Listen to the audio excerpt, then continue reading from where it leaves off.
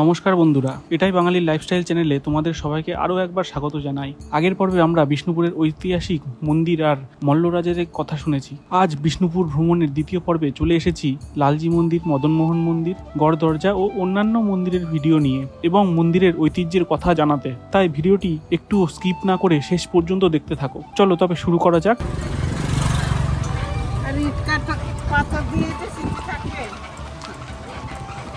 সামনেই গড় দরজা। আমরা এবার চলে এসেছি মল্ল রাজবংশের অন্যতম শ্রেষ্ঠ নিদর্শন লালজি মন্দিরের সামনে। 1658 সালে নির্মিত এই মন্দিরটি কেন অন্য সব মন্দিরের চেয়ে আলাদা, চলো আজ দেখে নেওয়া যাক। দুপাশে ঝাউ গাছগুলো দেখো কত সুন্দর লাগছে। লালজি মন্দিরটি নির্মাণ করেছিলেন মল্লরাজ বীর সিংহ। তিনি এটি উৎসর্গ করেছিলেন শ্রী রাধাকৃষ্ণের নামে। এটি এখানকার অন্য মন্দিরের মতো পোড়ামাটির বা টেরাকোটার নয়, বরং এটি তৈরি হয়েছে ল্যাটেরাইট পাথর বা মাকড়া পাথর দিয়ে। পাথরের ওপর চুন সুরকির পলেস্তারা দিয়ে এখানে অপূর্ব কারুকার্য করা হয়েছে। মন্দিরের চারপাশ একটি উঁচু পাঁচিল দিয়ে ঘেরা, যা একে একটি দুর্গের মতো আভিজাত্য দিয়েছে। মন্দিরের সামনের দিকে তাকালে তোমরা দেখতে পাবে চমৎকার সব কারুকার্য। যদিও সময়ের নিয়মে কিছু অংশ ক্ষয়ে গেছে, তবুও আজও রামায়ণ ও মহাভারতের যুদ্ধের দৃশ্য এবং শ্রীকৃষ্ণের লীলার ছবিগুলো এখানে স্পষ্ট বোঝা যায়। এটা নাটমঞ্চ।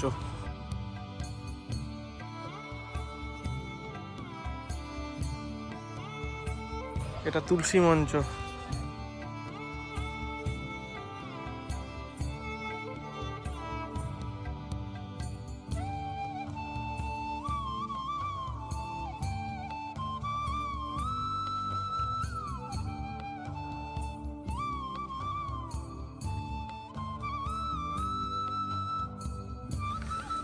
ভোগকক্ষ।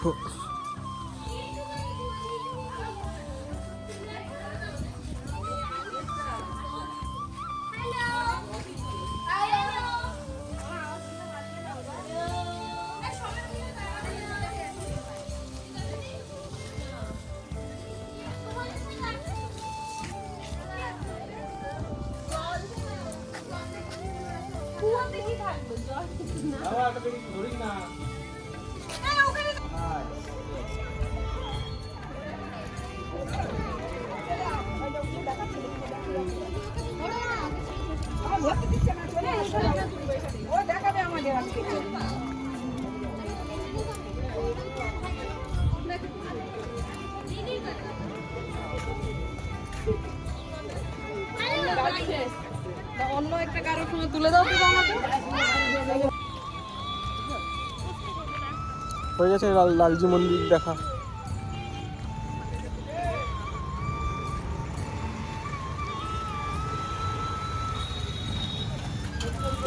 এখন যাচ্ছি গড় দরজা দেখতে, এই সামনেই আছে, দেখাচ্ছি।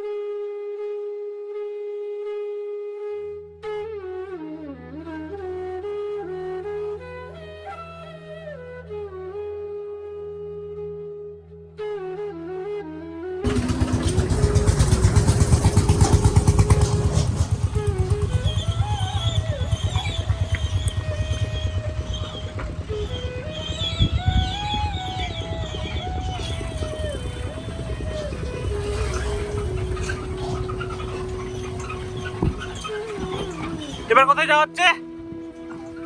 হ্যাঁ পাথরের রথ।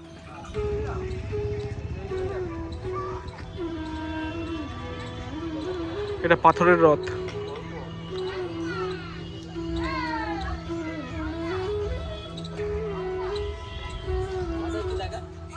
এদিক দিয়ে আমরা আসলাম, এই যে টোটোগুলোতে আসলাম, এই দুটো টোটো করেছিলাম, এই যে দুটো টোটো। রথটি দেখতে একটি মন্দিরের মতো, যার দুটি স্তর রয়েছে। রথটির নিচে পাথরের তৈরি বড় বড় চাকা খোদাই করা আছে। রথের গায়ে রয়েছে অসাধারণ সূক্ষ্ম খোদাই কাজ। এখানে পৌরাণিক কাহিনী এবং তৎকালীন সমাজ জীবনের ছবি পাথরের বুকে ফুটিয়ে তোলা হয়েছে। এই রথটি মল্ল রাজাদের উন্নত রুচি এবং পাথরের কাজের দক্ষতার প্রমাণ। বিষ্ণুপুরের আর 5টা মন্দিরের ভিড়ে এই রথটি অনেক সময় পর্যটকদের নজর এড়িয়ে যায়, কিন্তু এর শান্ত ও গভীর পরিবেশ তোমাদের মুগ্ধ করবে। তোমরা অবশ্যই পারলে এখানে একবার ঘুরে যেও। এবার যাচ্ছি মদনমোহন মন্দির। চলে এসেছি মদনমোহন মন্দিরে। পেছনে দেখতে পাচ্ছ মদনমোহন মন্দির।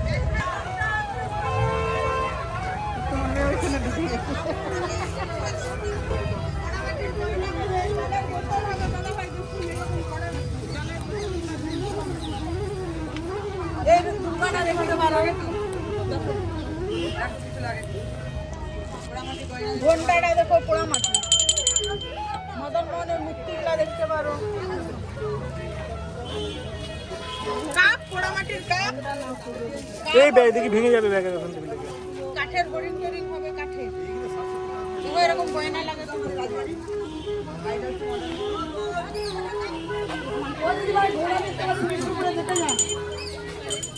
দেখুন এইটা দেখতে পেলেন, হাতে তৈরি, দেখুন হাতে তৈরি সরস্বতী, হাতে তৈরি দুর্গা, এই মডেলগুলো দেখো, এগুলো হাতে দেখতে হবে। 10 টাকা করে শুনতে বাবা, এটা 50 টাকা করে।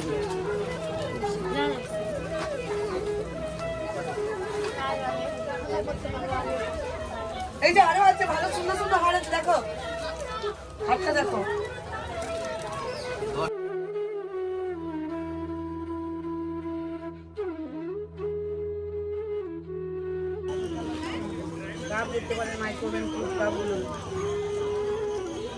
এটার দাম 50 টাকা।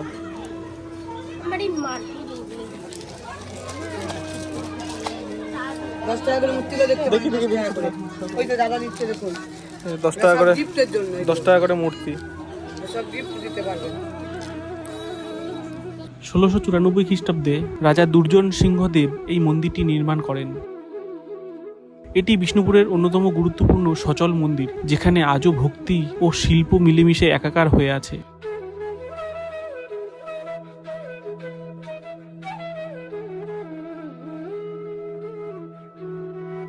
এই মন্দিরটি একটি বর্গাকার বেদির ওপর দাঁড়িয়ে আছে। মন্দিরের ওপরে একটি গম্বুজাকৃতি চূড়া বা রত্ন রয়েছে।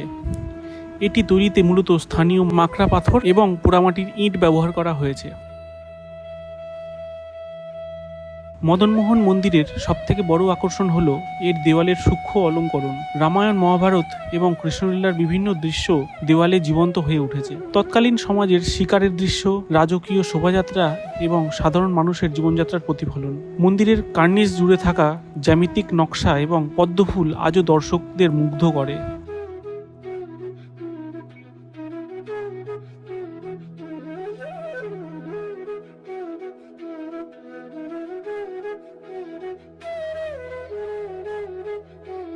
কথিত আছে, বর্গী আক্রমণের সময় মদনমোহন দেব নিজেই মল্ল রাজাদের রক্ষা করতে কামান দেখেছিলেন। সেই দলমাদল কামান আজও মন্দিরের কাছেই আছে। আগে ভিডিওতে দেখাবো আমি।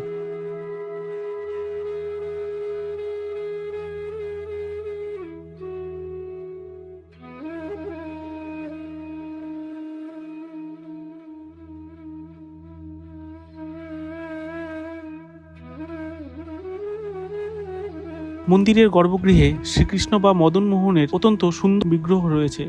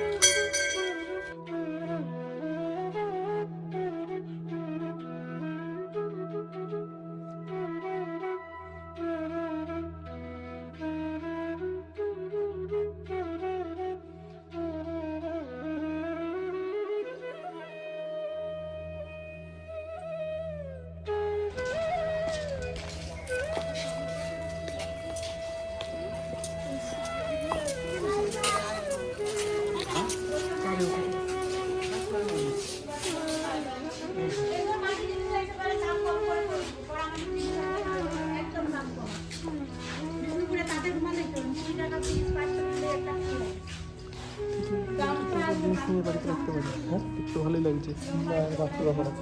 হ্যাঁ, সর্বমঙ্গলা মন্দিরের ঠিক সামনের দিকেই রয়েছে এই লালবাঁধ। মল্ল রাজা রঘুনাথ সিংহ 1658 সালে এই বিশালাকার দিঘিটি খনন করিয়েছিলেন বিষ্ণুপুর শহরের জলের অভাব মেটানোর জন্য। কিন্তু এই শান্ত জলের নিচেই চাপা পড়ে আছে এক নর্তকীর দীর্ঘশ্বাস। লোকগাথা অনুযায়ী রাজা রঘুনাথ সিংহ মুঘলদের কাছ থেকে সুন্দরী এক পার্সি নর্তকীকে উদ্ধার করে নিয়ে আসেন, যার নাম ছিল রত্নাবলী। আবার কেউ কেউ বলেন লালবাই। রাজা তার রূপে গুণে মুগ্ধ হয়ে প্রেমে পড়ে যান, কিন্তু বাঁধ সাধল ধর্ম আর সমাজ।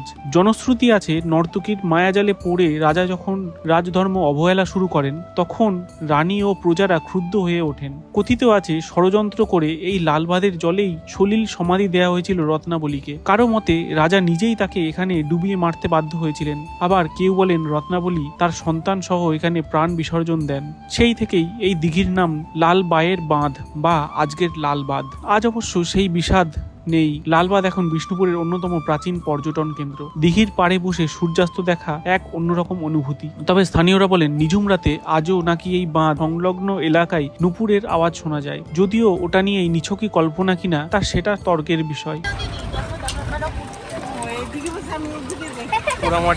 পোড়ামাটির হাট।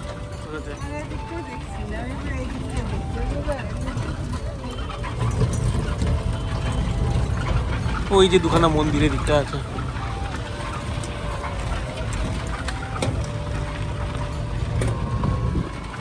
ওই পেছনে ওটা কিসের মন্দির? এখন আমরা চলে এসেছি জোর মন্দিরের সামনে। বিষ্ণুপুরের এই জোর মন্দির চত্বরে আসলে 3টি মন্দির রয়েছে। 1726 খ্রিস্টাব্দে মল্লরাজ রঘুনাথ সিংহ এই মন্দিরগুলো নির্মাণ করেন।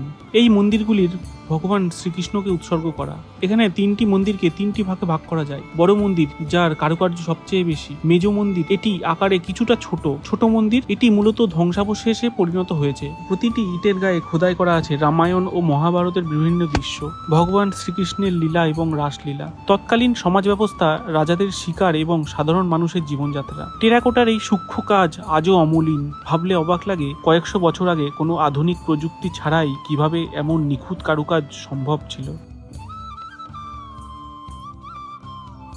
বর্তমানে এই মন্দিরগুলিকে আর্কিওলজিক্যাল সার্ভে অফ ইন্ডিয়া খুব সুন্দরভাবে রক্ষণাবেক্ষণ করে। চারিদিকের সবুজ বাগান আর শান্ত পরিবেশ তোমাদের মন ভরিয়ে দেবে। বিকেলে যখন সূর্যের আলো এই লাল ইটের মন্দিরগুলোর ওপর পড়ে, তখন এর রূপ এক অন্য মাত্রা পায়। এরপরে আমরা চলে এসেছিলাম নন্দলাল মন্দিরে। বিষ্ণুপুরের অন্যতম প্রধান এবং জনপ্রিয় মন্দির হলো নন্দলাল মন্দির। জোর মন্দিরের খুব কাছেই অবস্থিত এই মন্দিরটি তার সরলতা এবং স্থাপত্যের জন্য পরিচিত। নন্দলাল মন্দিরটি 17 দশকে মল্ল রাজাদের শাসনকালে নির্মিত হয়েছিল। এটিও বিষ্ণুপুরের অন্যান্য মন্দিরের মতো ভগবান শ্রীকৃষ্ণকে উৎসর্গ করা। এই মন্দিরটি একটি বর্গাকার ভিত্তির ওপর দাঁড়িয়ে আছে এবং এটি মূলত একরত্ন শৈলীর মন্দির, অর্থাৎ মন্দিরের চারকোনা ছাদের ঠিক মাঝখানে একটি বড় গম্বুজ বা রত্ন রয়েছে।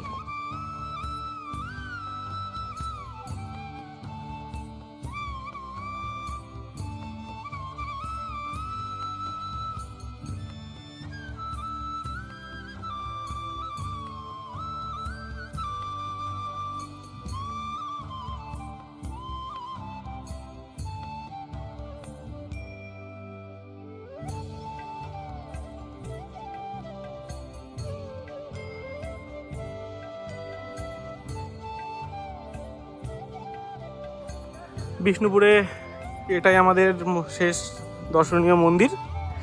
এরপরে আমরা বাড়ির পথে রওনা দেব। চলো তোমাদেরকে দেখাবো, কিছু কিছু দেখাবো, যেমন জয়পুরের জঙ্গল দিয়ে যাব আমরা গাড়িতে, সেটাও দেখাবো। তারপরে দুপুরে লাঞ্চ করা হয়নি, এখন লাঞ্চ করব, সেটাও দেখাবো।